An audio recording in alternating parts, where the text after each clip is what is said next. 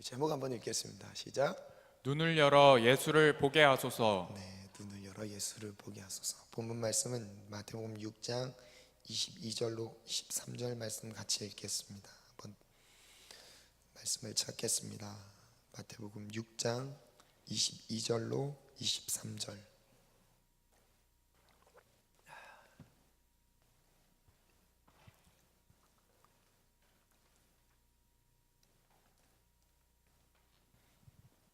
네, 한번 읽겠습니다. 시작. 눈은 몸의 등불이니 그러므로 내 눈이 성하면 온 몸이 밝을 것이요 눈이 나쁘면 온 몸이 어두울 것이니 그러므로 내게 있는 빛이 어두우면 그 어둠이 얼마나 더하겠느냐.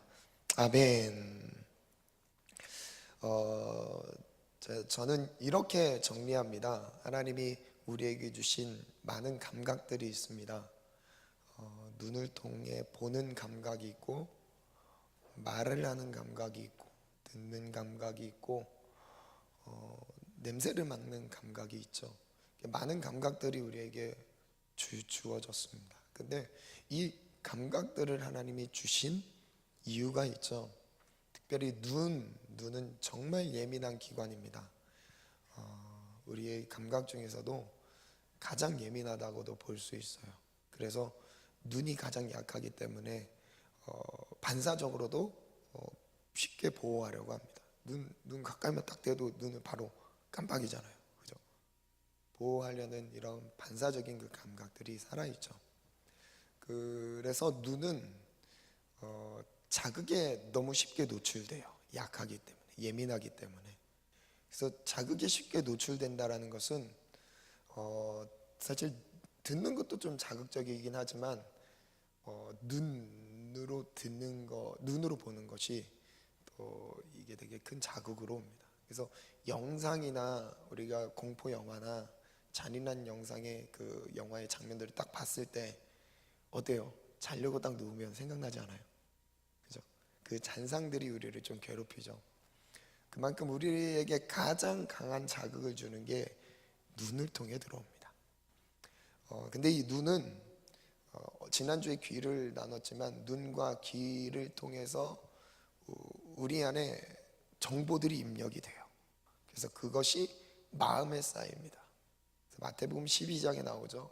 선한 것이 쌓였을 땐 선한 것이 나오고 악한 것이 쌓였을 땐 악한 것들이 나오게 되어 있습니다. 그래서 하나님은 공평하시다라는 것은 내가 선한 것을 봤는데 악한 것이 나오진 않아요. 그리고 악한 것을 봤는데 원하지 않는다고 해서 막 갑자기 여기서 선한 것들이 나오는 원리는 없습니다. 내가 보고 들은 것 그대로 내 마음에 쌓이게 되고요, 쌓여진 대로 행동하게 되어 있고 말하게 되어 있습니다. 그래서 영적 생활에 있어서 정말 중요한 것은 마음을 다스리는 것이라고 생각을 할 수 있는데요, 그 마음을 다스리는 것의 시작은요, 보는 것에 있습니다. 내가 보는 것을 얼만큼 절제하는지에 따라서 영성이 나뉘어집니다. 영성이 갈리게 돼요. 여러분, 하나님 앞에 깨어있고 싶으세요? 깨어있고 싶으신 분들은 아멘. 진심으로 하나님 앞에 깨어있고 싶으세요? 하나님의 뜻을 분별하고 싶으세요? 하나님이 내게 무엇을 맡기실 것인지 기대가 되십니까? 그러면요, 보는 걸 절제하셔야 돼요. 이게 절제가 안 되면 하나님은 내 마음에서 일하실 수가 없으세요. 한 예로 하나님께서 우리의 무엇을 보신다고 하시죠? 마음의 중심을 보신다고 합니다. 중심, 마음을 보세요. 하나님이 내 마음을 보십니다. 즉 내 마음에 무엇이 쌓여 있는지를 보고 계신 거예요. 내 마음에 악한 것들이 쌓여 있는데 막 입으로 막 생각으로 막 불편한 것들이 막 올라왔을 때, 죄된 것들, 세상적인 것들이 올라왔을 때 우리는 첫 번째 생각하기를 내 마음으로 또 죄를 졌구나, 또 나는 죄를 질 수밖에 없는 사람이구나, 이거 먼저 생각합니다. 근데 그럴 필요 없이 제일 먼저 보고 듣는 것을 점검하셔야 됩니다. 여러분, 보고 듣는 것만 한 달만 절제하고 훈련하면요, 영성이 정말 맑아져요. 한 달만 영상 불필요한 영상들을 보지 않고요, 드라마 세속적인 것들 절제하고요, 한 달만 한번 훈련해 보세요. 가요 듣지 않고 세상의 노래 뭐 이런 거 그냥 듣는 자체가 죄라고 말씀드리면 여러분 오해할 수 있습니다.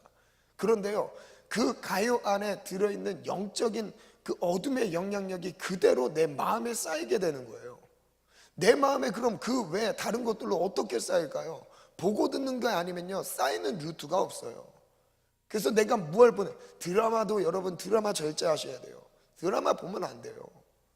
드라마 내용, 그 드라마 볼 시간에 말씀의 드라마에 빠지시기 축복합니다. 할렐루야. 성경의 말씀의 드라마 얼마나 재밌는데요. 다윗이 물맷돌을 던졌네요. 막 이마에 맞아서 쓰러졌네요. 얼마나 재밌어요.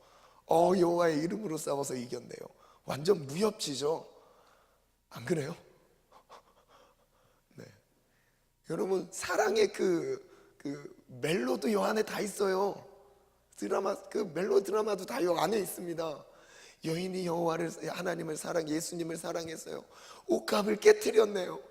와, 그걸로 막 머리털로 예수님 발을 씻기고 있어요. 여러분, 그거 상상하면서 막 보세요. 얼마나 재밌는데요. 세상에 드라마 볼 필요 없습니다. 네, 자매님들 절대 보시면 안 됩니다.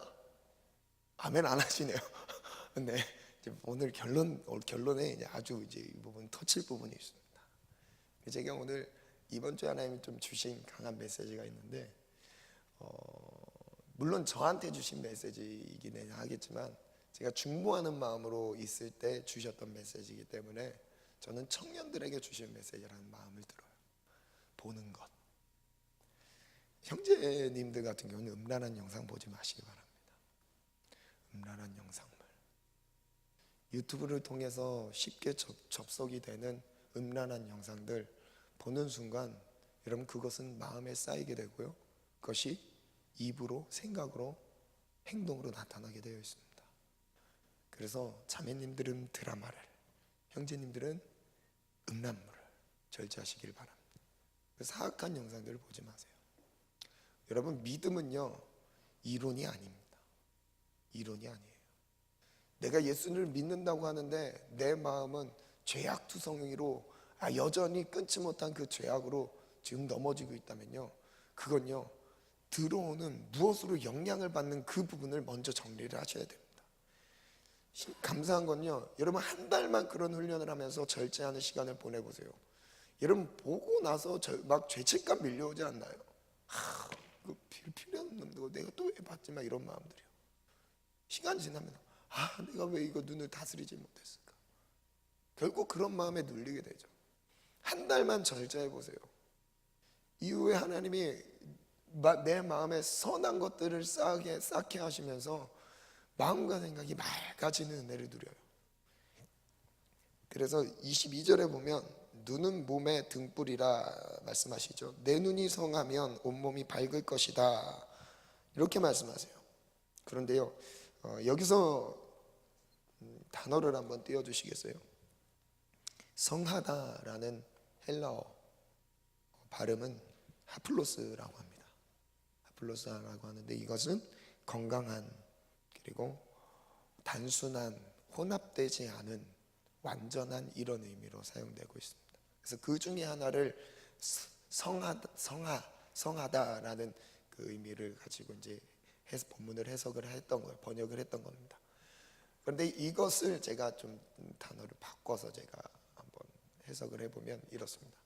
너의 눈이 건강하면 몸 전체가 빛날 것이다, 이렇게 해석이 돼요. 그럼 건강한 눈이라는 것은요, 이 단어 안에 또 내포되어 있죠. 의미가 건강한 게 뭔 거예요? 혼합되지 않은 거예요. 단순한 겁니다. 건강한 거, 성한 거. 하나님 앞에서 우리가 건강한 눈을 갖고 있는 건요, 세상적으로 혼합된 걸 보지 않는 눈이에요. 그리고 완전한 것을 바라보는 눈입니다. 이해가 되시죠? 그 성경 지금 개역개정으로 봤을 때는 이것이 내 눈이 성하면 온몸이 밝을 것이요 라고 나오는데요, 온몸이 밝아지는 거죠. 즉 몸 전체가 빛나는 것을 의미합니다. 빛의 사람이 되는 거예요. 여러분, 빛의 사람으로 되기 위해서는 하나님께서 우리에게 주신 감각 중에서 지금 무엇을 건드리냐면요, 눈을 건드리고 있으세요. 눈을 건드리고 있으세요. 여러분, 한 주 동안에 눈이 실족을 했으면요, 마음에 어둠이 깔려 있습니다. 한 예로 자동차를 예를 들어봤을 때 자동차의 눈은 뭐죠? 라이트죠. 켜는 거죠. 앞을 볼 수 있게 라이트를 켜요. 켜야 앞을 볼 수 있는 거예요. 그죠? 그 어두운 밤, 시골에 칠흑 같은 그 어둠이 깔려 있는 그 길을 라이트를 켜지 않으면 길이 보이지 않습니다. 왜냐하면 어둡기 때문에요. 보지 못하기 때문에. 눈이 같은 의미예요. 눈이 열려야, 눈이 빛을 볼 수 있어야 그때부터 내 안이 밝아졌다는 의미는 빛 가운데로 행할 수 있는 거예요. 내 삶 자체가 빛이 되는 거예요. 예수님께서 이 전의 가르침 가운데 너희는 세상에 뭐라 말씀하시죠? 빛이래요. 하나님이 우리를 빛으로 불렀습니다. 그래서요, 반대로 눈이 나쁘면 온몸이 어두울 것이니, 그래서 눈은 빛을 봐야 합니다. 그래서 전 두 가지로 나눴는데, 어둠을 보는 눈 그리고 빛을 보는 눈으로 나눴습니다. 그래서 어둠을 보는 눈은요, 지금 육안으로는 앞을 보는 것 같지만 아직 빛을 모르는 거예요. 아직 어둠 속에 있는 겁니다. 근데 왜 어둠에 있는 것들을 볼까요? 어둠에 속해 있기 때문에 그래요.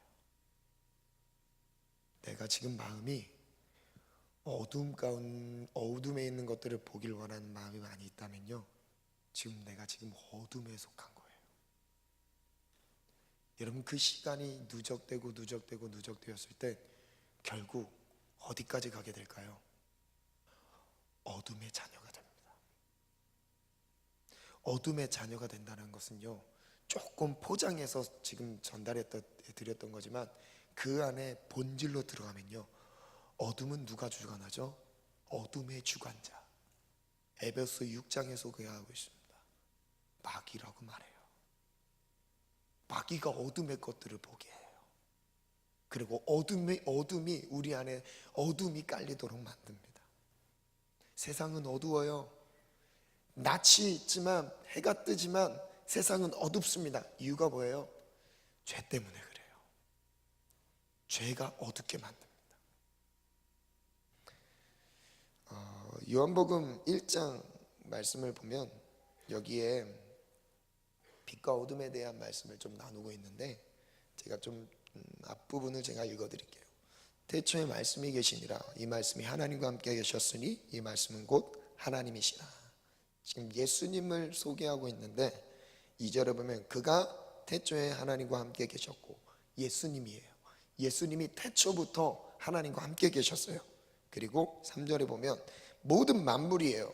만물이 그로 말미암아 예수님으로 말미암아 지은 바 되었습니다. 그래서 지어진 것이 하나도 예수님이 없이 된 것이 없다고 말씀하십니다. 예수님에 의해서 만물이 창조되었어요. 그리고 그 창조된 것에 대해서 이렇게 말씀하십니다. 4절부터 같이 읽습니다. 시작. 그 안에 생명이 있었으니 이 생명은 사람들의 빛이라. 생명과 빛을 연결해서 말씀하세요. 예수님 안에 생명이 있었는데 그 생명이 만물 가운데 주어졌는데 그 생명은 사람들의 빛이라. 그 다음 절 읽겠습니다. 시작. 빛이 어둠에 빛이 돼 어둠이 깨닫지 못하더라. 빛이 어둠에 비춰졌어요. 예수님이 세상의 빛으로 오셔서 세상을 밝히십니다. 죄가 무엇인지, 하나님을 떠난 삶이 무엇인지를 예수님을 통해서 말씀하시기 시작하셨어요. 예수님의 등장과 함께 빛이 임하기 시작했던 거예요. 어두웠던 우리의 삶을 빛으로 비추시기 시작하세요. 말씀의 빛으로요. 예수님 삶 자체가 빛이셨습니다. 그래서 빛이 어둠에 비춰졌는데 안타까운 것은 어둠이 깨닫지 못했던 거예요. 내가 지금 어둠 속에 있음에도 불구하고 빛이 임했는데도 빛을 깨닫지 못했던 게 아쉬운 것입니다. 그 뒤에 이렇게 말씀하세요. 하나님으로부터 보내심을 받은 사람이 있으니 요한에 대하여 설명을 하시죠. 그리고 그가 증언하러 왔으니 곧 빛에 대하여 증언하죠. 그리고 8절, 그는 이 빛이 아니요 이 빛에 대하여 증언하러 온 자라. 이 빛은 예수님을 말씀하고 있습니다. 9절부터 같이 읽습니다. 시작. 참 빛 곧 세상에 와서 각 사람에게 비추는 빛이 있었나니 그가 세상에 계셨으며 세상은 그로 말미암아 지은 바 되었으되 세상이 그를 알지 못하였고 자기 땅에 오매 자기 백성이 영접하지 아니하였으나 9절에 참 빛이 임했습니다. 세상에 와서 각 사람에게 한 명도 제외하지 않고 각 사람에게 비춰주는 빛이었어요. 아주 개인적인 빛이죠. 아브라함의 하나님, 이삭의 하나님, 야곱의 하나님처럼 동의의 하나님, 청년 지체들의 각자 자신의 하나님인 거예요. 각 자신의 삶을 비춰주는 빛이 자신들에게 비춰졌던 겁니다. 그런데 문제는 그가 세상에 계셨는데 세상이 그로 말미암아 지은 바 되었지만 세상은 그를 알지 못했어요. 그래서 어둠 속에 있는 겁니다. 세상이 그를 알았다면, 빛을 알았다면 여러분 빛 가운데 거하시겠어요? 어둠 가운데 거하겠어요? 여러분 어느 것이 편하죠? 여러분 내게 어떤 것이 유익이 된다고 생각하세요? 빛이세요? 어둠이세요? 다 알아요. 빛이라고 말하겠죠. 근데 내 삶은 뭐예요? 어둠 속에 있어요. 그걸 주님 말씀하고 계신 거예요. 자기 땅에, 자기가 만든 그 땅에 오셨는데 자기 백성이 영접하지 않았습니다. 그래서 말씀하시는 게 12절입니다. 시작. 영접하는 자 곧 그 이름을 믿는 자들에게는 하나님의 자녀가 되는 권세를 영접하는 주셨으니 자, 예수님 빛 대신 예수님을 영접하는 자, 그의 이름을 믿는 자에게 무엇을 주셨어요? 하나님 자녀의 권세를 주셨습니다. 빛의 아들로 살아가게 하셨어요. 하나님의 자녀가 되는 권세라는 말은요, 제가 수요 예배 때도 잠깐 설명을 했지만 감성적인 표현이 아닙니다. 하나님이 우리를 아들로 자녀로 삼으셨다는 것은요, 부자 관계를 설명하고자 하신 것보다요, 예수님이 어떤 분인지를 보여주시려고 하시는 설명이에요. 즉 이겁니다. 신분 자체가 바뀌는 거예요. 하나님의 자녀로 바뀌는 건데, 원래 하나님의 자녀는 누구죠? 우린 하나님의 자녀가 아니에요. 죄 때문에 하나님의 자녀가 될 수 없어요. 원래 하나님의 자녀는요, 하나님의 자녀의 신분으로 오신 예수님입니다. 예수님이 하나님의 자녀예요. 예수님이 하나님의 아들로 오셨잖아요. 하나님의 자녀예요. 근데 그 아들을 예수님 빛으로 오신 예수님을 내 마음에 영접하니까 내가 하나님의 아들처럼 이제 살아가게 되는 거예요. 예수의 영이 내 안에 함께 하시니까요. 즉 누군 거예요? 내가 예수 닮은 사람인 거죠. 내 삶이 예수님처럼 빛으로 살아가는 삶인 거예요. 그래서 그 뒤에 보면요, 이는 혈통으로 육정하나 사람의 뜻으로 나지 아니하고 오직 하나님께로부터 난 자들이라. 그 다음 14절 같이 읽겠습니다. 시작. 말씀이 육신이 되어 우리 가운데 거하심에 우리가 그의 영광을 보니 아버지의 독생자의 영광이요 은혜와 진리가 충만하더라. 그래서 글을 한번 띄워주시겠어요? 우리 함께 읽겠습니다. 시작. 눈은 몸의 등불이다. 눈이 건강하면 온 몸이 빛나게 되지만 반면 눈이 나쁘면 온 몸이 어둡다. 사물을 보기 위해서 빛이 있어야 하며 그 빛이 눈에 들어와야 우리가 한다. 사물을 보기 위해서는 빛이 절대적으로 필요합니다. 빛이 없으면 사물을 절대 볼 수 없어요. 그죠? 그래서 사물에 빛이 딱 반사된 것을 눈을 통해서 들어오게 되죠. 이 들어오게 되면서 사물을 알아보게 되는 거죠. 이게 영적인 원리 안에서도 그대로 적용되는 거예요. 여러분 빛이 없으면 앞을 볼 수 없습니다. 여러분 삶 속에, 나의 삶 속에, 우리 모두의 삶 속에 빛 대신 예수님이 없으면요, 우리 앞길을 볼 수 없어요. 어디로 가야 될지를 알질 못해요. 그래서 그 다음 한번 또 읽어볼까요? 시작. 영적인 눈도 같은 원리이다. 우리는 우리는 죄악의 어둠 속에 살고 있기 때문에 우리는 앞을 볼 수 없다. 죄로 인해 영적인 눈의 기능도 망가졌으며 제 아무리 눈의 기능이 좋다 하여도 빛이 없는 어둠 속에서는 앞을 볼 수 없게 두 되었다. 가지로 지금 이제 글을 썼는데요. 첫 번째는 우리가 빛을 보지 못하는, 앞을 보지 못하는 첫 번째 이유는 우리의 감각, 영적인 영안의 감각이 다 망가졌어요. 분별조차 못해요. 한치 앞도 내다볼 수 없어요. 영안이 망가졌습니다. 영적으로 이것이 내게 유익이 되는지 손해가 되는지, 내 영이 아파하는지 슬퍼하는지 기뻐하는지에 대한 분별이 되지 않아요. 그래서 첫 번째로 망가진 게 우리의 영안이 망가진 거예요. 앞을 보지 못하는 기능이죠. 근데 두 번째는 또 무엇이냐면요, 빛을 보지 못해요. 그로 인해서요, 빛이 없는 거예요, 내 삶에. 그래서 나를 안내해주는 빛이 없는 거예요. 내 눈의 영안의 기능이 아무리 좋아도요, 볼 수 있는 감각들이 생겼어도 예수라는 빛이 비춰지지 않는다면 우린 앞을 볼 수 없습니다. 인정하시죠? 이어서 한번 또 읽어볼까요? 시작. 예수님은 빛으로 오셨다. 눈먼 우리의 눈을 여시는 빛으로 오셨다. 빛 대신 예수님을 보게 될 때 우리는 앞을 볼 수 있다.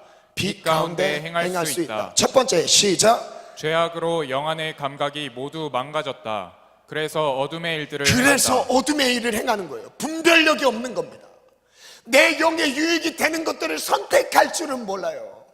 잠시 피곤해서 쉬고 자고 먹고 마시고 즐기는 거는 여가 활동들은 충분히 하는데요, 내 영이 쉬는 방법은 알지 못해요. 여러분, 내 영은 어떻게 쉬죠? 어떻게 안식을 누리죠? 여러분, 안식일, 이 주일이란 개념이 내게 어떻게 다가오시죠? 이 영은요, 육의 쉼을 따라서 영의 쉼이 되는 게 아닙니다. 영은요, 하나님과의 관계가 회복될 때 영은 쉬게 돼 있어요. 그래서 예배를 통해 한 주 동안 막혀있던 죄의 문제들, 연약함의 문제들, 하나님과의 막힐 만한 문제들을 예수 그리스도의 죽음을 갖고 모이는 것이 예배인 거예요. 예배 가운데 예수님의 보혈이 없는 예배는, 죄송합니다만, 예배가 아닙니다. 예배가 아니에요. 구약의 제사를 생각해 보세요. 제사할 때 제물이 없나요? 피 흘림의 제사가 반드시 이거는 절대적입니다. 소제를 드릴 때는 그것을 하나님께 올려드리는 것도 있긴 하지만, 그저 태워서 드리는 것도 있긴 하지만, 근본적으로 짐승을 잡고 그 안에서 피 흘림을 통해서 하나님과의 소통의 관계가 회복되는 거예요. 그래서 오늘 우리가 드리는 예배도요, 좋은 강연, 교훈을 듣는 시간이 아닙니다. 삶을 살아가는 처세수를 듣고자 하는 게 아니에요. 무엇이냐면요, 하나님과 나와의 관계 가운데 막혀져 있는 죄의 문제를요 허무는 예배예요. 허무는 시간입니다. 모든 예배가 그래서 예수님의 보혈을 의지해서 나가야 돼요. 예수님의 보혈이 없는 예배는 하나님이 받질 않으십니다. 성경 어디에도 그런 예배를 드리라고 기록된 내용이 없습니다. 오히려 예수님의 보혈이 없으면 주님은 그 예배를 받지 않는다고 말씀하십니다. 여러분, 우리의 노력으로 최선을 다해서 하나님께 나아갈 수 있다면요, 아니에요. 그건 아닙니다. 우리의 그 찬양의 가사도 있잖아요. 자격 없는 내 힘이 아닌 오직 예수님의 보혈로. 같이 할까요? 눈물이 날라 그래서 마이크를 잡고 못하겠어요. 우리 같이 할까요? 자격 없는 내 힘이 아닌, 우리 반주 좀 해줄래요? 오직 예수님의 보혈로. 그 다음 우리의 후렴에서 터져나온 고백이 뭐죠? 십자가의 보혈. 반주. 완전하신 사랑 힘입어 나갑니다.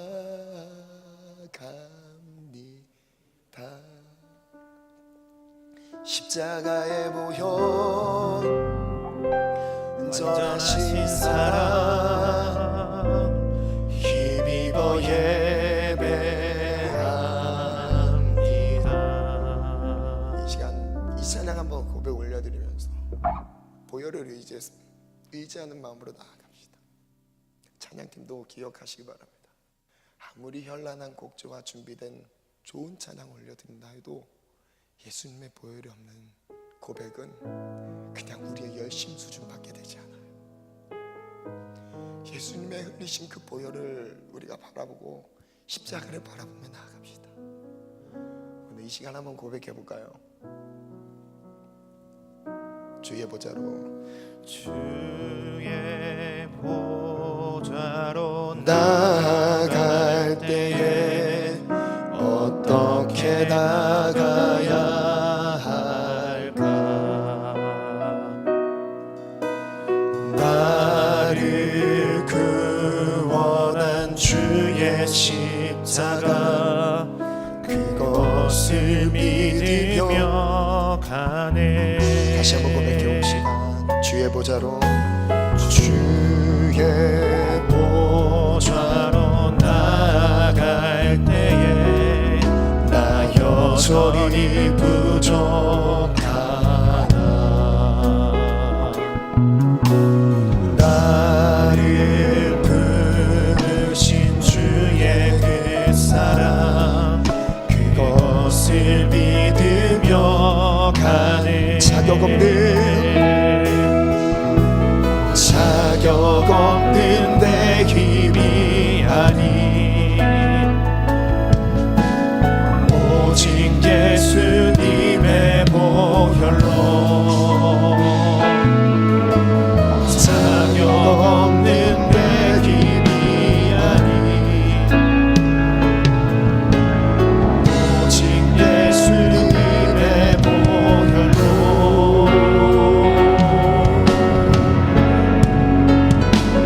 십자가의 보혈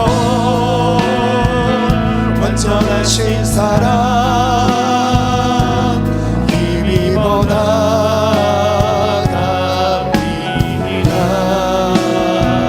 십자가의 보혈 완전하신 사랑 힘입어 예배합니다. 자격 없는 내 힘이 아닌 오직 예수님의 보혈로 자격 없는 내 힘이 아닌 우리 한 주 동안 하나님과 어둠 가운데 막혀있던 제 어둠을 이 시간 예수님의 보혈을 의지하며 몰아냅시다. 십자가의 보혈 완전하신 사랑 그리워 나갑니다. 십자가의 보혈 완전하신 사랑 그리워 예배 십자가의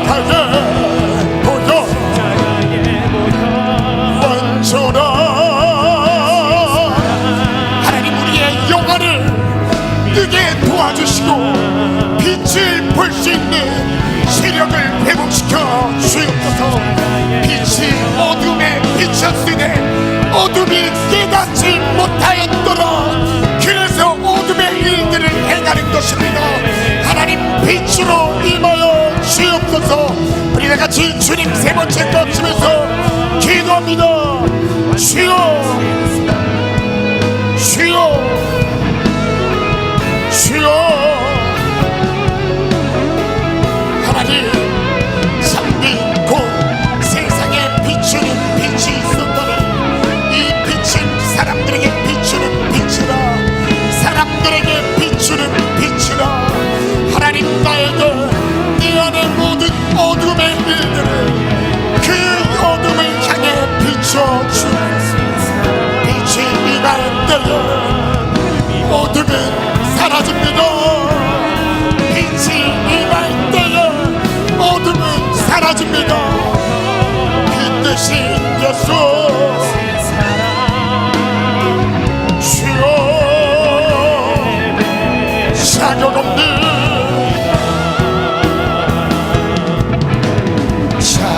없는 내 힘이 아닌 오직 예수님의 보혈로 자격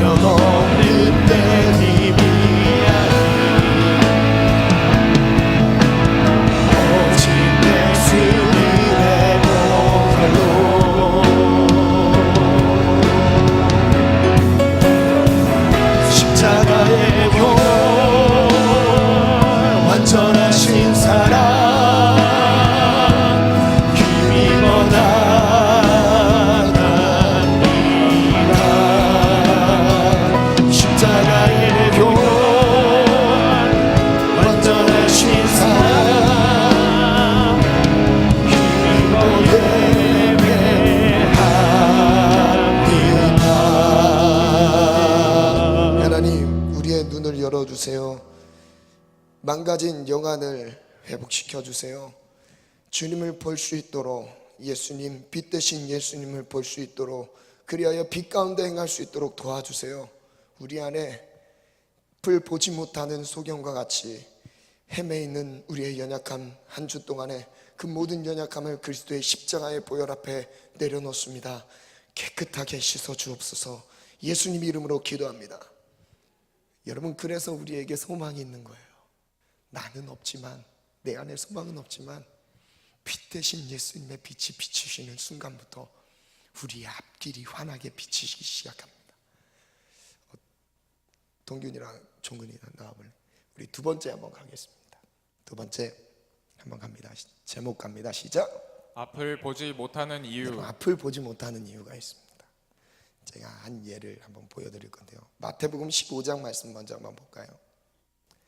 마태복음 15장 13절로 14절 말씀이에요. 마태복음 15장 13절로 14절 말씀인데요, 우리 같이 한번 읽겠습니다. 시작. 예수께서 대답하여 이르시되 심은 것마다 내 하늘 아버지께서 심으시지 않은 것은 뽑힐 것이니. 잘 보세요. 여기서 하나님 아버지께서 심지 않은 것은 결국 뽑힌대요. 그죠? 그 하나님 아버지께서 심은 것만 거두게 되는 겁니다. 그 안에서만 열매를 맺을 수 있는 거예요. 그래서 그 다음 절을 한번 14절 읽겠습니다. 시작. 그냥 두라. 그들은 맹인이 되어 맹인을 인도하는 자로다. 만일 맹인이 맹인을 인도하면 둘이 다 구덩이에 빠지리라 하시니. 여기서 말하는 맹인이 맹인을 인도한다. 첫 번째 나오는 맹인은 누구를 말하는지 아세요? 바리새인들을 말하고 있습니다. 율법은 빠삭해요. 아유, 술술 외웁니다. 구약 성경 전체를 외워요. 거기서는 성인식을 이렇게 해요. 말씀을 다 외우는 걸로 합니다. 그걸 점검합니다. 말씀을 다 외우고 있어요. 머릿속에 다 말씀이 있어요. 그런데 주님 뭐라고 하시냐면 맹인이래요. 소경이래요. 앞을 못 보는 자래요. 소경의 가르침을 소경이 한다면, 소경이 소경에게 가르친다면 소경이 두 명 다 구렁텅이에 빠질 거라 말씀하세요. 그 소경에 대한 걸 뭘로 말씀하시냐면요, 그 뒤에 나오는 내용을 보면 알 수 있겠죠. 그 다음에 보면 베드로가 대답하여 이르되 비유를 우리에게 설명해 주세요. 무슨 말인지 못 알아들었습니다. 그래서 그 비유를 예수님이 설명하는데요, 예수께서 이르시되 너희도 아직까지 깨달음이 없느냐. 입으로 들어가는 것 모든 것은 배로 나와서 버려진다. 그래서 18절에 보면 18절 같이 읽을까요? 시작. 입에서 나오는 것들은 마음에서 나오나니 이것이야말로 사람을 더럽게 하느니라. 지금 눈을 보지 못하는 것, 소경이라고 말한 것을 이어서 마음의 문제라고 말씀하세요. 그 마음에서 있는 것들이야말로 사람을 더럽게 하는데, 마음이 더러워서 앞을 보지 못했던 거라고 말씀하세요. 그래서 그 앞을 보지 못하게 되는 마음의 문제를 이렇게 진단하십니다. 19절을 20절 읽습니다. 시작. 마음에서 나오는 것은 악한 생각과 살인과 간음과 음란과 도둑질과 거짓 증언과 비방이니 이런 것들이 사람을 더럽게 하는 것이요 씻지 않은 손으로 먹는 것은 사람을 더럽게 하지 못하느니라. 바리새인들은 율법을 알고 가르치고 있었는데 내면 안에 있는 죄악의 문제는 해결되지 못했던 상태였습니다. 즉 말씀은 아는 것 같은데요, 지식은 갖고 있어요. 그런데 여전히 죄악 가운데 머물러 있습니다. 그 죄 가운데 있는 걸 주님은 뭐라고 하냐면 맹인이 맹인을 인도하는 거라 말씀하세요. 여러분, 우리의 삶이 만약에 맹인이 되었다면요, 이것으로부터 주님 벗어나길 원하시는 겁니다. 제가 그래서 한 예를 보여드릴 건데요, 둘 다 우리 훈련된 조교 앞으로 자, 안대를 끼고 둘 다 맹인입니다. 맹인이 맹인을 인도하는 걸 여러분 한번 보세요. 자, 맹인 인도하는 인도자예요. 인도자. 자, 그리고 맹인입니다. 인도를 받아야 될 맹인. 자, 우리 유동규 맹인 저기 뒤에 가서 헌금함에서 성경책 한 개만 갖다 주실래요? 지금 하나님이 너에게 요청을 하신다고 하면, 자, 인도에서 한번 갔다 와 보세요. 네, 한번 다녀오시기 바랍니다. 네. 자기를 인도할 사람도 찾지 못하는 상황입니다. 지금. 네, 둘이 맹인인데 지금 손 잡고 갑니다. 손은 잡았습니다. 어디 담대하게 가시기 바랍니다.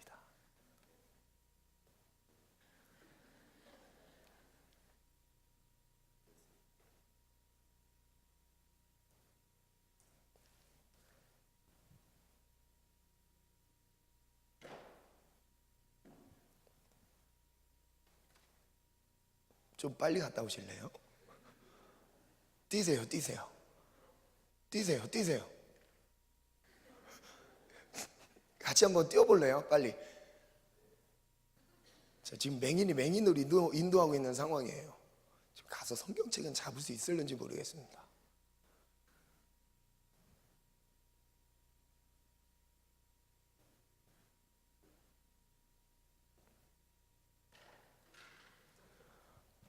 도움이 안 되죠? 맹인이 되었을 때 우리의 삶이 이래요. 내가 죄 가운데 있는데 여전히 죄 가운데 있으면서 이 문제가 해결되지 않은 상황에서 내가 가야 될 길도 보이지 않습니다. 어떻게 어떤 방향에, 그리고 만약에 저기 가는 길에 보고 가지 마시고 안배를 지금 걷고 막 걷기 시작하는데, 네, 이러다가 갑자기 마귀가 등장해서 길을 가로막아 볼까요?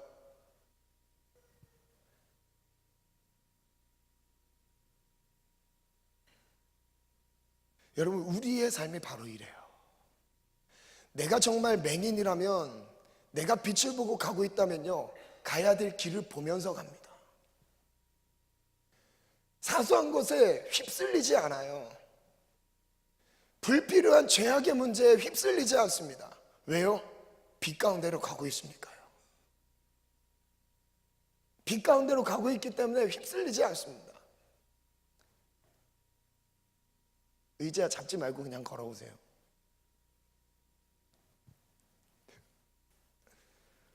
조금 빨리 오시겠어요? 여러분, 근데 우리의 이 영안을 가리는 요소들이 있어요. 그게 바로 무엇이냐면요, 죄입니다. 스피커 부시려고 합니다, 지금. 여러분, 죄가 우리가 가야 될 길을 보지 못하게 하고요, 하나님에 대한 불순종, 여러분 이것이요 얼마나 무서운지, 우리 한번 박수 한번 쳐주세요. 여러분, 하나님께서 우리에게 무엇을 명령하신지 말씀을 통해 알았어도요, 죄 때문에 내 영안이 가려져 있으면요, 가야 될 길을 가지 못합니다. 그리고 헤매요. 무엇이 어디 있는지 모르고 헤맵니다. 그게 바로 죄예요.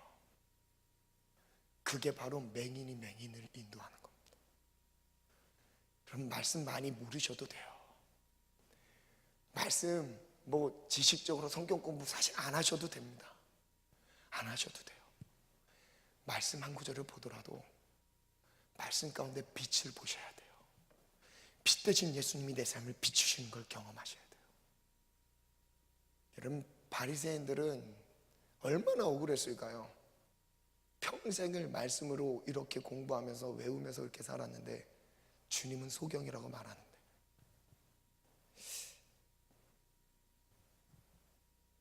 왜 바리새인들에게 맹인이라고 했을까요? 육안에 대한 문제를 다루는 것은 아니었습니다. 영의 눈을 말하고 있었습니다. 여기에서 맹인은 죄와 연결되어 말씀하고 계십니다. 마음에 쌓여있는 죄악들이 우리가 가야 할 길을 가지 못하게 합니다. 그래서 비전을 모르는 거예요. 그래서 사명을 모르는 거예요. 내가 지금 청년의 시기를 보내면서도 뭐 때문에 이 땅에 존재하는지 모르는 거예요.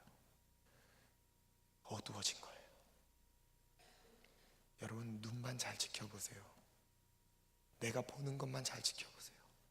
마음에 선한 것들이 쌓일 것입니다. 세상적인 것, 스마트폰, 영상들 보는 시간에 여러분 말씀을 가까이 해보세요. 영안이 열리기 시작할 겁니다. 하나님의 뜻을 분별하는 영안이 열릴 거예요. 그리고 그 뜻 안에 과감하고 담대하게 걸어갈 거예요. 왜냐하면 보고 가니까요. 보고 가니까요.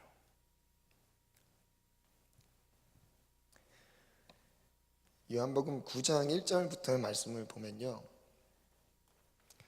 날 때부터 맹인된 사람을 고치시는 장면이 나옵니다. 예수께서 길을 가실 때에 날 때부터 맹인된 사람을 보신지라. 제자들이 물어봅니다. 누구 죄 때문에 이런 맹인이 되어버렸습니까? 그때 예수님이 뭐라고 하시죠? 부모의 죄로 인한 것이 아니라 그에게서 하나님이 일하시는 것을 나타내고자 하심이라. 무슨 의미일까요? 하나님이 일하시고자 하시는 것을 나타내려 하심이라. 제가 마지막에 설명해 드릴게요. 때같이 나심에 나를 보내신 이의 일을 우리가 하여야 하리라. 밤이 오리니 그때는 아무도 일할 수 없으리라. 내가 세상에 있는 동안에 세상의 빛이로다. 예수님이 세상의 빛이래요. 참 앞뒤가 안 맞는 말씀을 계속하고 계신 거예요. 이 말씀하시고 땅을 침을 이렇게 진흙에 이겨서 딱 씻어줍니다. 실로암 못에 가라. 그게 바로 실로암 찬양이죠. 어두운 밤에 오 주여 당신께 감사 실로암 내게 주심을, 이렇게 보는 거에 대한 찬양이죠. 근데 이 날 때부터 소경된 자의 눈을 고쳐주시면서 하고자 하셨던 메시지가 있었습니다. 그게 바로 그 같은 장 35절부터 나오는데요, 한번 읽어볼까요? 제가 읽어볼게요. 예수께서 그들이 그 사람을 쫓아냈다는 말을 들으셨더니, 그러니까 예수님이 치료해 주셨다는 것을 말하니까 그거에 대해서 못마땅해서 쫓아냈습니다. 왜냐하면 그 날은 안식일이었어요. 안식일 날 바리새인들은 일하는 걸 금했는데 고치는 일을 했다고 해서 지금 의사들이 치료하면 그 일하는 거잖아요. 일하는 걸로 생각한 거잖아요. 그래서 고치는 걸로 이야기를 해서 이 일한 안식일의 일한 죄로 여기었던 거예요. 그래서 바리새인들이 율법을 가지고 예수님의 일하시는 것들을 걸고 넘어지죠. 그때 예수님 뭐라고 하시죠? 그러면서 그 고침받은 사람들이 쫓아냅니다. 바리새인들이요. 그런 다음에 예수님이 그를 만나서 말씀하시는, 내가 인자를 믿느냐? 대답하되 주여 그가 누구시오니까. 왜냐하면 앞을 보지 못했을 때 예수님이 치료해 주셨으니까요. 그리고 살아주셨으니까요. 자기를 누가 눈을 뜨게 했는지를 못 본 거예요. 그래서 내가 믿고자 합니다 이렇게 말해요. 그때 37절부터 읽어볼까요? 시작. 예수께서 이르시되 내가 그를 보았거니와 지금 너와 말하는 자가 그이니라. 너와 말하는 자가 그이니라. 이르되 주여 내가 믿나이다 하고 절하니라. 39절부터 끝까지 읽겠습니다. 시작. 예수께서 이르시되 내가 심판하러 이 세상에 왔으니 보지 못하는 자들은 보게 하고 보는 자들은 맹인이 되게 하려 함이라 하시니. 바리새인 중에 예수와 함께 있던 자들이 이 말씀을 듣고 이르되 우리도 맹인인가? 예수께서 이르시되 너희가 맹인이 되었더라면 죄가 없으려니와 본다고 하니 너희 죄가 그대로 있느니라. 41절에 분명하게 예수님이 말씀하시는 게, 너희가 맹인이 되었더라면 죄가 없으려니와 본다고 하니 너희 죄가 그대로 있느니라. 이게 요한복음 9장의 결론입니다. 날 때부터 소경된 자를 치유한 이유가 바로 여기에 있어요. 날 때부터 소경된 자가 딱 나타났을 때 그 바리새인들이 물어보죠. 누구 죄 때문에 이런 일이 생긴 거죠? 질문했을 때 하나님이 하실 일이라고 말씀하세요. 이 의미는 하나님께서 죄악을 씻어주시는 일을 나타내려고 말씀하시는 거예요. 우리의 어두운 눈, 죄악 때문에 가려져 있는 우리의 영안이 모두 다 가려져 있어요. 감각 자체가 망가져 있습니다. 그것을 회복시키시는 일을 예수님께서 하셨던 거예요. 그걸 지금 말씀하고 계신 거예요. 그래서 죄를 벗겨주시면서 보게 하신다는 것을 한 비유로 실제 그들을 치유하시면서 눈먼 자를 고치시면서 날 때부터 아예 한 번 인생 동안 수십 년의 인생을 살면서 한 번도 앞을 보지 못했던 소경입니다. 그를 치유하면서 보는 게 무엇인지를 가르쳐 주시는 거예요. 예수님을 통해서만 볼 수 있다는 걸 말씀해 주신 거예요. 영안, 우린 날 때부터 소경되었어요. 하나님의 뜻을 분별하는 기능이 우린 날 때부터 없었어요. 그런데 무엇 때문이요? 이것은 죄악 때문이래요. 그 죄악을 씻어주시면서 보게 하실 거래요. 보게 하실 거래요. 예수님께서 실제 소경의 눈을 뜨게 하십니다. 예수님을 보게 하세요. 그런 이적들로 하나님을 찾게 하십니다. 그리고 또한 우리의 감겨져 있는 영적인 영안을요, 죄악을 거두시면서요 뜨게 하세요. 빛을 보게 하세요. 그리고 어둠의 일들을 정리하게 하십니다. 여러분, 천천히 정리되는 게 아니에요. 빛이 딱 켜질 때 어둠이 천천히 없어지나요? 켜지자마자 사라지는 게 원리예요. 빛이 임할 때 어둠은 떠나갑니다. 빛 대신 예수님이 내 삶을 비추시기 시작할 때 내 어둠은, 내 마음에 끼어있는 어둠, 그 어둠은 쫓겨나기 시작해요. 그래서요, 세 번째 한번 볼게요. 세 번째, 시작. 빛 가운데 행하라. 빛 가운데 행하라. 마태복음 13장으로 넘어가는데요, 이 13장 말씀을 한 이유가 보는 것, 듣는 것에 대한 것들을 주님이 막으셨다는 장면을 제가 묵상을 하면서 연결해서 말씀을 나누려고 합니다. 13장 13절부터 16절 한번 읽어볼까요? 시작. 그러므로 내가 그들에게 비유로 말하는 것은 그들이 보아도 보지 못하며 들어도 듣지 못하며 깨닫지 못함이니라. 이 말은 인간의 논리와 이성으로 하나님을 알 수 있다는 게 아니에요. 비유로 말씀하시면서 그 오묘한 진리를 진리 가운데 행할 수 있는 게 안다고 실천되는 게 아닙니다. 실제 이거는 실제적인 거예요. 빛이 임하는 게, 빛이 어떻게 임하는 원리를 설명해 준다고 해도요, 우리 빛이 비춰지지 않으면 알 수 없는 게 이런 거예요. 영적인 거예요. 그래서 이렇게 말씀하시죠. 이사야는 이렇게 말씀하시죠. 너희가 듣기는 들어도 깨닫지 못할 것이요 보기는 보아도 알지 못하리라. 15절 16절 읽겠습니다. 시작. 이 백성들의 마음이 완악하여져서 그 귀는 듣기에 둔하고 눈은 감았으니 이는 눈으로 보고 귀로 듣고 마음으로 깨달아 돌이켜 내게 고침을 받을까 두려워함이라 하였느니라. 그러나 너희 눈은 봄으로 너희 귀는 들음으로 복이 있도다. 15절에 보면 이 말씀이 나오죠. 15절 띄워주세요. 이 백성들의 마음이 어떻게 됐대요? 완악하여져서. 이 백성들의 마음, 하나님의 백성들의 사람들의 마음이 완악해져서 하나님의 말씀을 보아도 보지 못하고 들어도 듣지 못하는 이런 형편으로 되어 있는데요, 언어로 보면 이게 좀 의미가 다릅니다. 한번 띄워주시겠어요? 마음이 완악하여져서 헬라어로 파키오라고 발음을 하죠. 마음이 완악해진 상태입니다. 근데 이것은 두껍다, 가죽으로 두껍게 덮이다, 그리고 살쪘다라는 뜻이에요. 무슨 의미죠? 한번 밑에 읽어볼까요? 죄로 인해. 시작.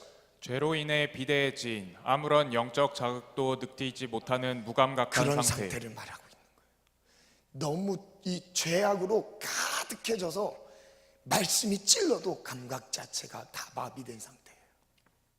너무 비대해진 거예요. 죄악으로 비대해진 거예요. 죄는 계속 먹고 있습니다.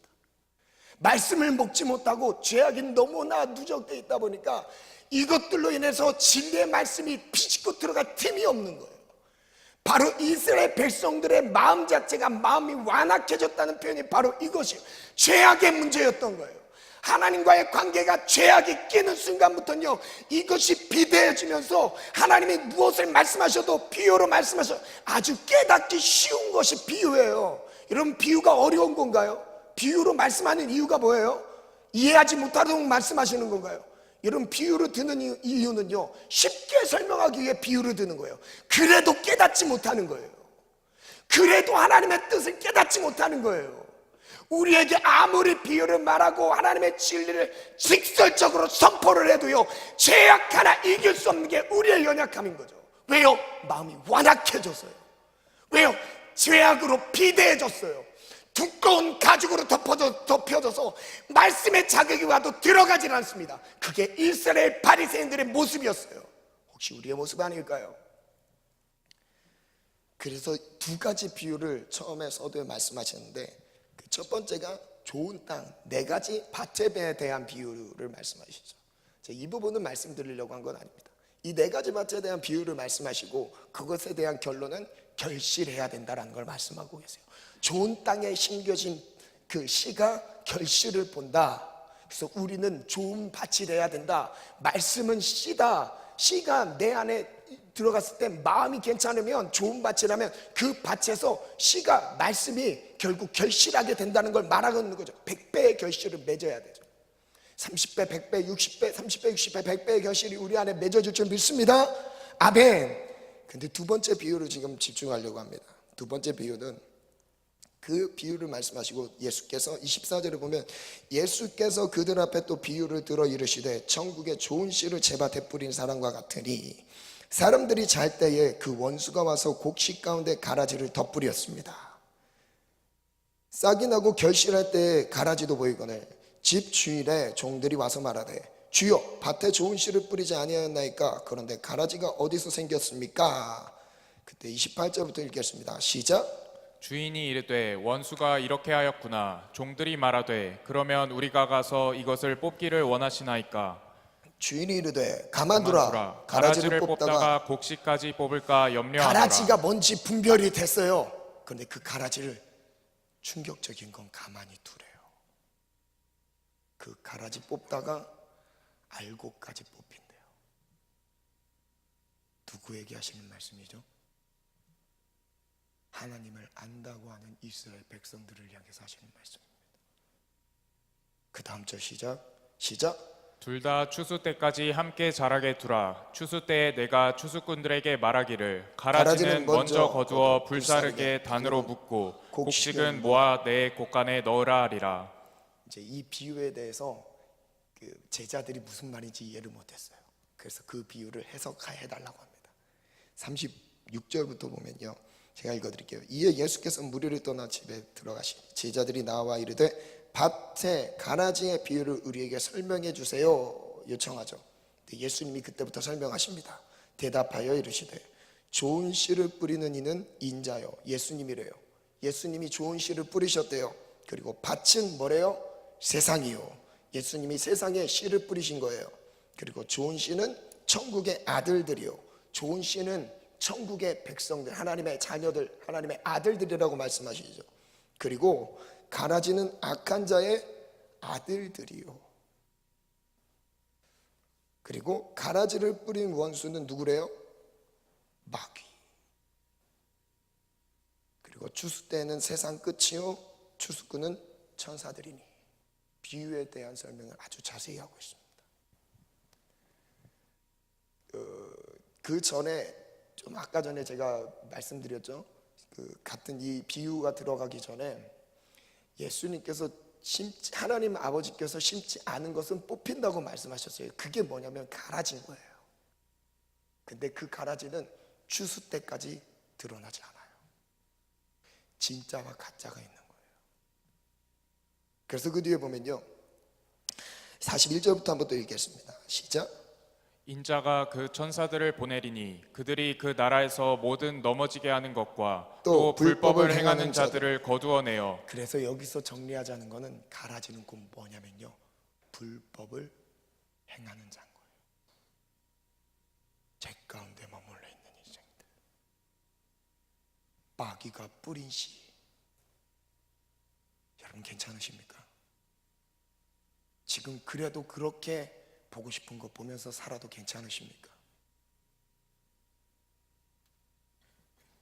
그 결국은 42절에 이렇게 소개합니다. 시작. 풀무불에 던져 넣으리니 거기서 울며 이를 갈게 되리라. 그때에 의인들은 자기 아버지 나라에서 해와 같이 빛나리라. 귀 있는 자들은 들으라. 해와 같이 빛난대요. 왜요? 그 안에 빛이 있으니까요. 왜요? 이 땅에서의 삶을 빛 가운데 걸어갔으니까요. 여러분 빛 가운데 걷고 계십니까? 아니면 아직도 구원 확신이 있다라는 교리 하나 붙들고 나는 구원 받은 하나님의 자녀라는 잘못된 인식 속에 어둠의 일을 행하며 스스로 오해하고 있습니까? 시간이 많이 지나서 말씀을 정리하겠습니다. 가라지는 두 가지로 이렇게 설명했는데요.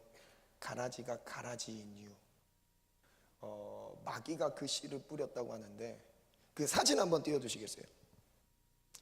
제가 알곡과 가라지 사진을 준비했는데요.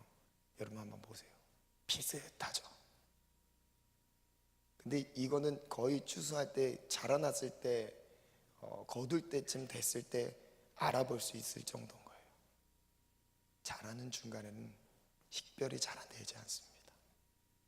뭐가 가라지인지 뭐가 보리고 밀인지 구분이 안 돼요. 가운데 게 가라지입니다. 여러분, 예수님 비슷하면 안 돼요.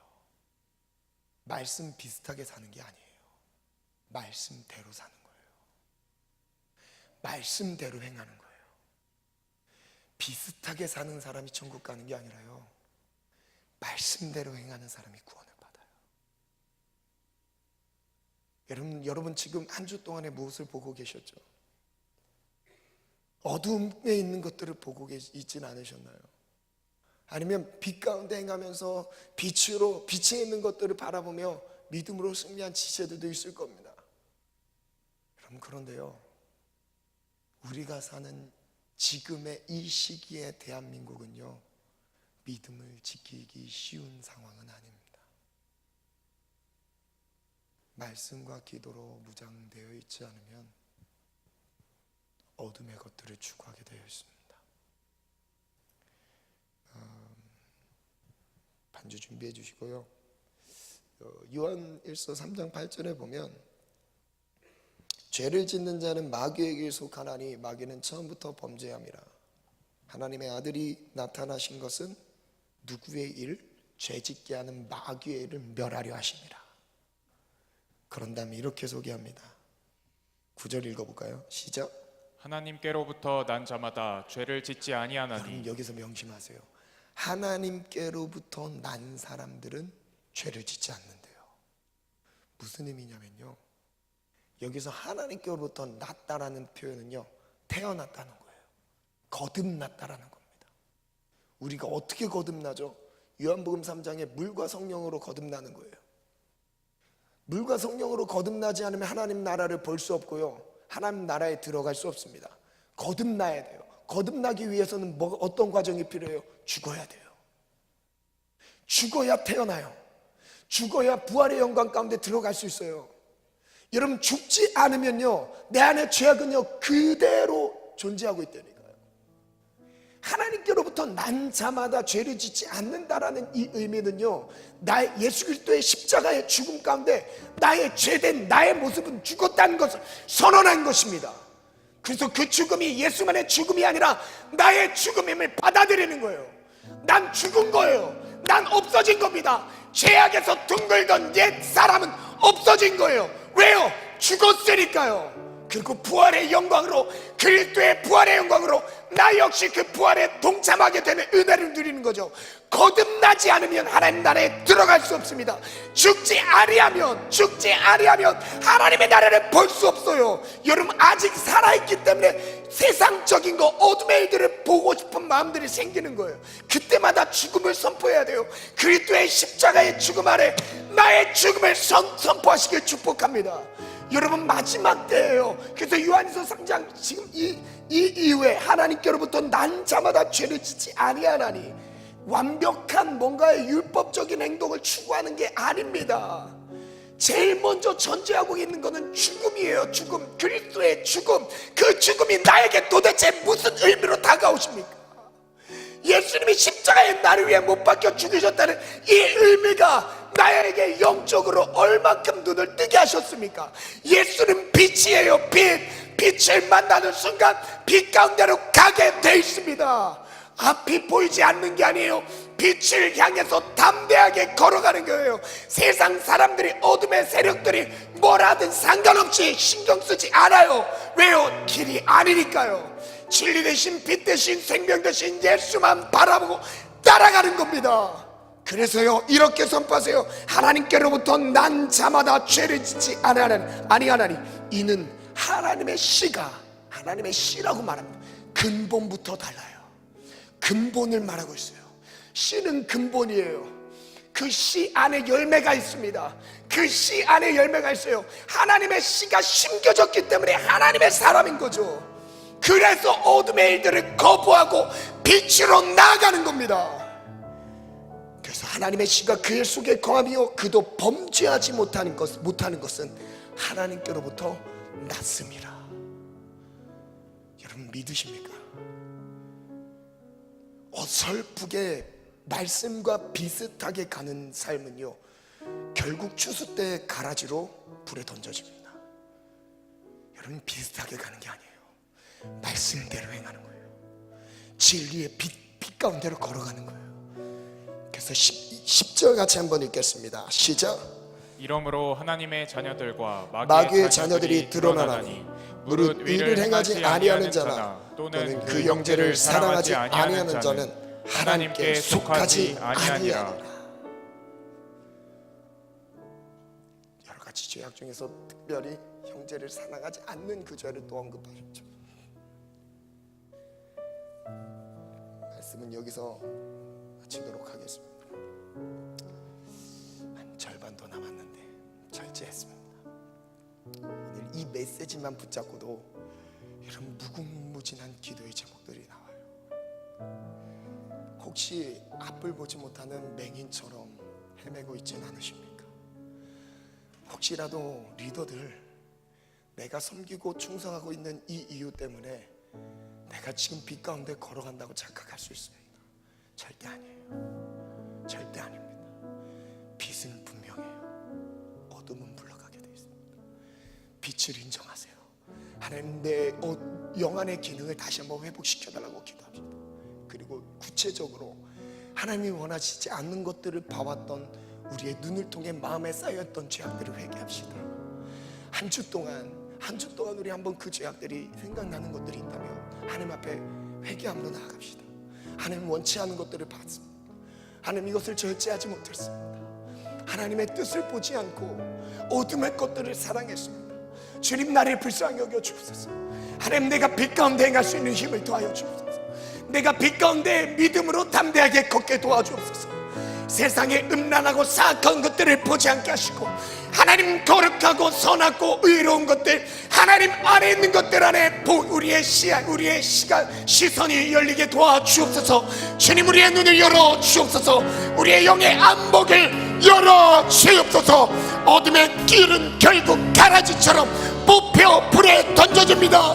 내 안에 심겨져 있는 가라지들, 하나님 이것이 빛 가운데 드러나게 하시고 하나님, 우리가 하나님이 심어둔 씨처럼 살아가게 도와 주옵소서. 우리가 같이 주님 세 번 찬송하시면서 기도합니다. 주여, 주여, 주여. 보는 것을 회개합시다. 주님, 한 주 동안 어둠의 꽃들을 봤던 우리의 시선, 하나님을 향해야 될 시선, 빛 가운데 걸어가야 될 믿음의 시선, 그를 통해 빛이 임하는데 하나님, 아직 어둠 가운데 묻혀져 있던 연약함을 회개합니다. 주여, 음란한 것들을 보며 사악한 것들을 보며 세상의 문화 향락들 가운데 주저앉아 있던 우리의 눈을 거룩하게 씻어 주옵소서.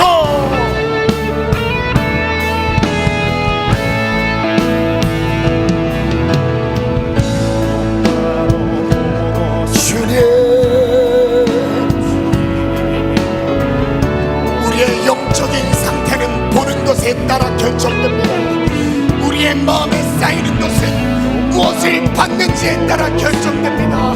하나님, 세상의 자극이 아니라 말씀의 자극을 보게 도와주옵소서. 아버지,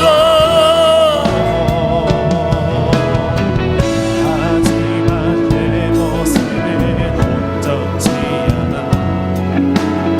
세상이 보는 눈에 마치 날 죄인처럼 멀리하며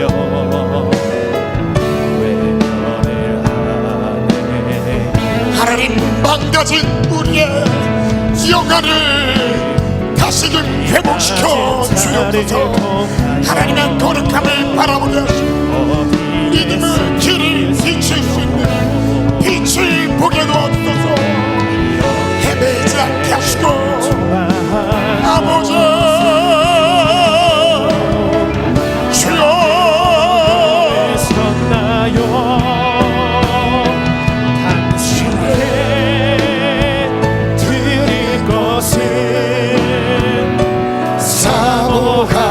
사모하는 이 마음은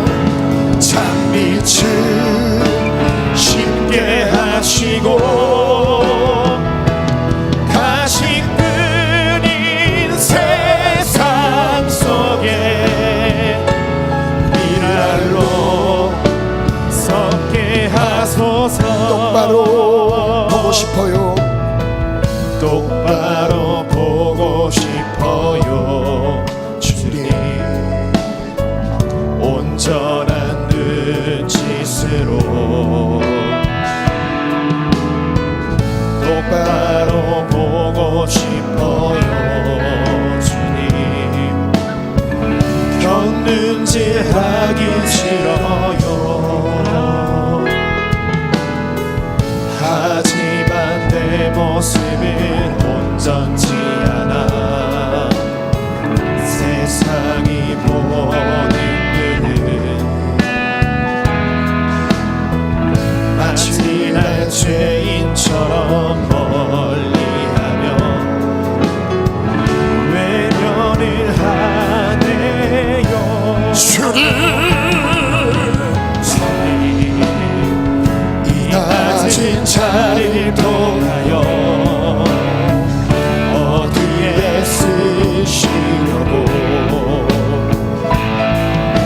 이렇게 초라한 모습으로 만들어 놓으셨나요? 당신께 드릴 것은 사모하는 이 마음들 이제 영도 달라지면 십자가에 놓겠으니 헐뿐인 육신 속에 참빛을 쉽게 하시고 가식뿐인 세상 속에 미랄로 썩게 하소서. 이 시간 결단함으로 하나님 앞에 기도 올리겠습니다. 기도 제목에 한 주 동안의 삶을 결단할 마음이 있으신 지체들은 자리에 일어나서 하나님 앞에 기도하겠습니다. 첫 번째 기도 제목입니다. 드라마나 음란한 영상들, 폭력적이고 자극적인 영상들, 세상의 것들을 즐기며 보고 있던 삶을 정리하고자 하는 지체들은 오늘 이 기도를 올려드립시다. 하나님, 어둠에 속해 있는 내 마음을 불쌍히 여기시고 내 안에 깔려있는 이 어둠을 정리하여 주옵소서. 그리스도의 보혈을 의지합니다. 내 안에 가라지들을 뽑아주시고 내 안에 그리스도의 죽음이 나의 모든 어둠의 일들을 죽음과 함께, 그의 죽음과 함께 올려보내기 원합니다. 정리하기를 결단하는 지체들 자리에서 일어나서 하나님 앞에 고백하겠습니다. 두 번째 기도 제목입니다. 아직 눈이 어두워 불안한 가운데 길을 걷고 있는 지체들은 하나님 앞에 빛 대신 예수를 보게 해달라고 기도합시다. 하나님, 확신 없이 두려움 가운데, 초조함 가운데, 근심과 걱정으로 매일매일 하루하루를 보내고 있다면 그때 필요한 게 빛 대신 예수입니다. 빛 대신 예수가 비춰지는 순간 우리의 영안은 열리게 되었습니다. 하나님, 우리의 영의 눈을 열어 주옵소서. 예수를 보게 하여 주옵소서. 고백이 있으신 분들, 영안이 열리길 간절한 소망이 있으신 분들 자리에 일어나서 기도하겠습니다. 하나님 앞에 우리 각자 기도 제목을 붙잡고 하나님 앞에 간절히 기도해 봅시다. 하나님, 우리의 결단을 보시고 한 주의 삶을 승기로 이끌 것입니다. 결단을 해도 넘어져서 스스로 지친 지체들이 있습니까? 다시 한번 예수를 붙잡읍시다. 예수 빛이십니다. 예수의 빛이 우리에게 비춰질 때 다시 한번 새 힘을 주십니다. 다시 용기 내서 담대하게 믿음의 길을 걸어갑시다. 우리 결단과 함께 다 같이 두 손을 높이 들고, 하나님, 우리의 연약한 두 손을 높이 듭니다. 하나님의 강함으로 붙들어 주옵소서. 우리의 두 손을 붙들어 주옵소서. 주님, 세 번 잡고 합시면서 기도합니다. 주여, 주여, 주여. 믿음은 실제입니다. 아는 것이 하나님을 따라가는 것이 아닙니다. 하나님, 내 삶에 예수의 빛으로 비춰 주옵소서. 주여, 여기로 담대히 나가리라. 주와 함께 싸워 승리하리라. 기도하며 결단할 때 하나님이 힘주십니다. 하나님이 이 두 손을 붙잡으시고 세상을 이길 힘을 주실 것입니다. 한 주 동안의 우리의 시선을 하나님을 향할 수 있도록 하나님 붙들어 주옵소서. 주여 주의 능력으로 담대히 나가리라.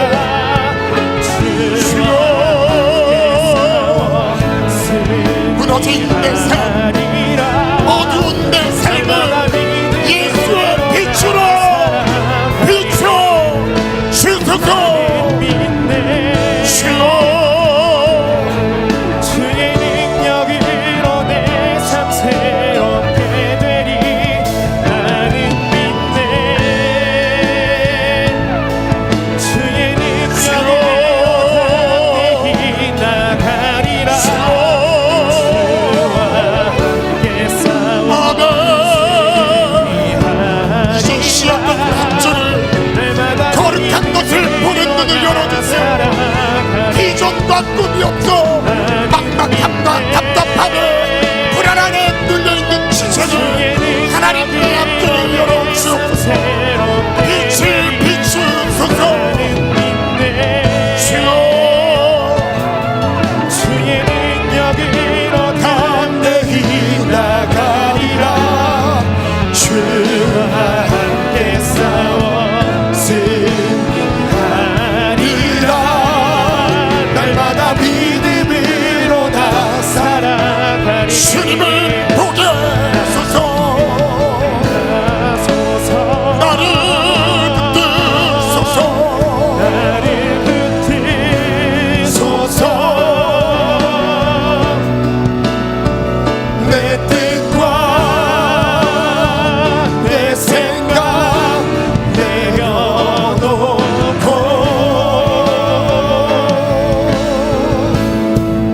주님 앞에 나 엎드려 주의 음성 기다리니 나를 부르실 때 믿음으로 걸어가리. 주님을 보게 하소서. 보게 하소서. 나를 붙드소서. 내 뜻과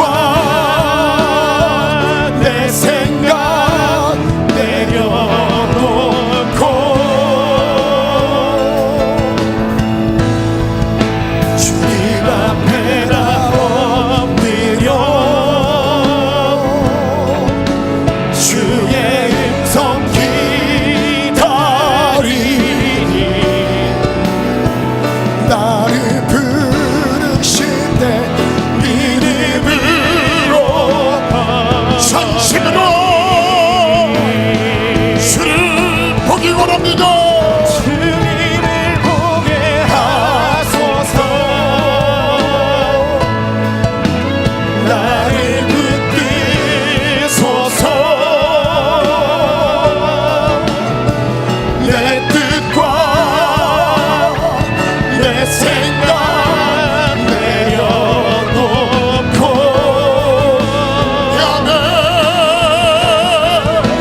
주님 앞에 나 엎드려 주의 음성 기다리니 나를 부르실 때 우리 모두 다 같이 전심으로 고백합시다.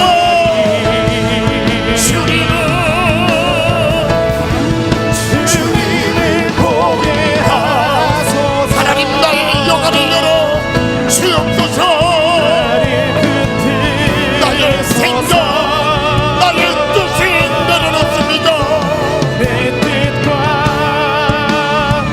내 생각 내려놓고 주님 앞에 나 엎드려 주의 음성 기다리니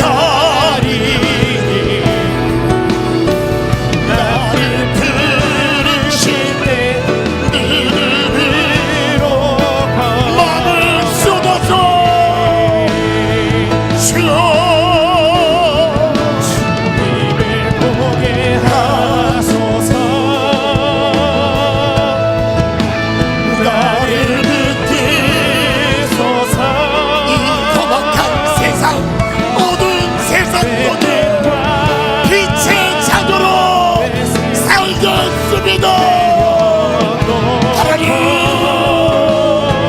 빛 가운데 행하라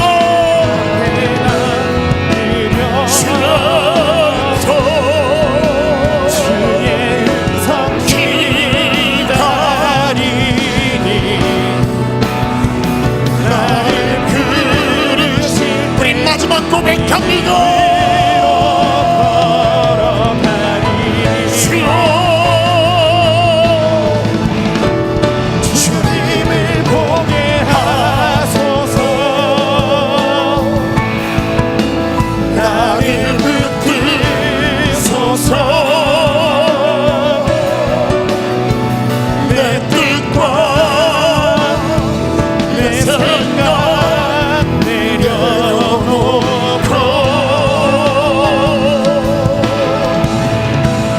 주님 앞에 나 엎드려 주의 음성 기다리니 나를 부르실 때 믿음으로 나를 부르실 때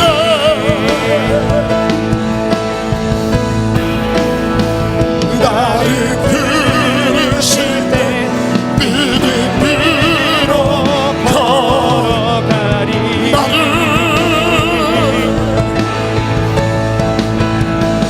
나를 부르실 때 믿음으로 걸어가리